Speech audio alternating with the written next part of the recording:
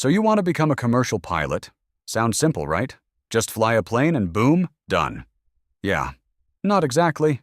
There are licenses, training paths, and a bunch of steps that can get pretty confusing depending on where you live. So in this video, I'll break it all down in a simple way so it actually makes sense. Just remember, this is the general idea. Your path might be a bit different depending on what country you live, so it's always smart to ask family, friends, or someone who actually knows what they're doing. High school preparation. This is where the idea starts to take shape.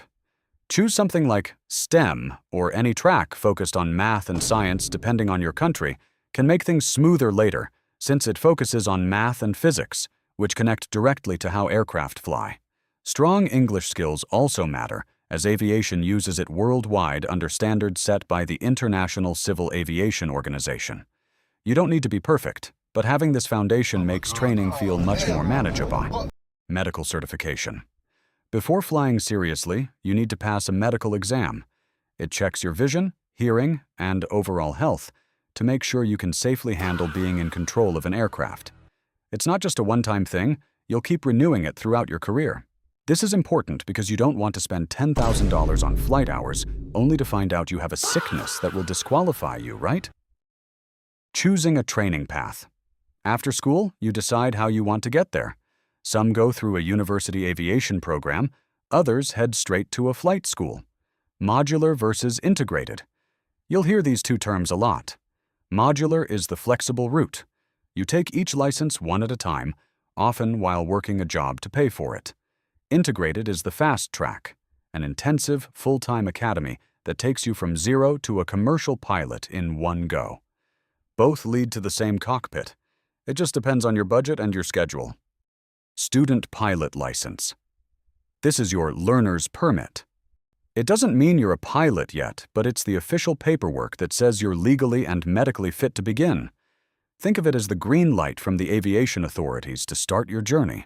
You'll spend hours in ground school first, learning about weather, air law, and how an engine works before you even touch the controls.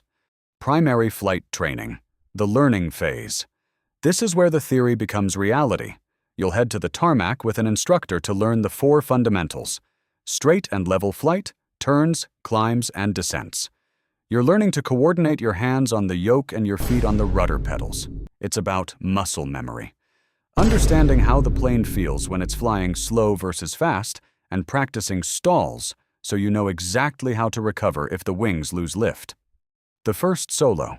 After weeks of practice, there's a moment every pilot remembers. Your instructor hops out of the plane and tells you, "It's all yours." This is the peak of your student phase. Taking off and landing that aircraft entirely by yourself for the first time is the ultimate proof that you've mastered the basic controls. Private pilot license. Now you can fly on your own. This is a big moment because it proves you can take off, navigate, and land safely without someone next to you. It's also where flying starts to feel natural instead of overwhelming. But before you get that license, you have to face the checkride. This is the final exam where a government examiner sits next to you and tests every single thing you've learned. It's high pressure, but passing it is your true wings moment. Hour building. Once you have your private license, it's all about time in the sky. You fly more, travel farther, and get comfortable making decisions. It may seem repetitive, but this is where real confidence is built. But it's not all just flying. In many regions, this is where you tackle ATPL theory. Imagine 13 or 14 massive exams covering everything from advanced navigation to human physiology. It's the academic mountain you have to climb before you can touch the big jets. Instrument rating. Flying isn't always clear skies, so you learn to trust your instruments instead of your eyes.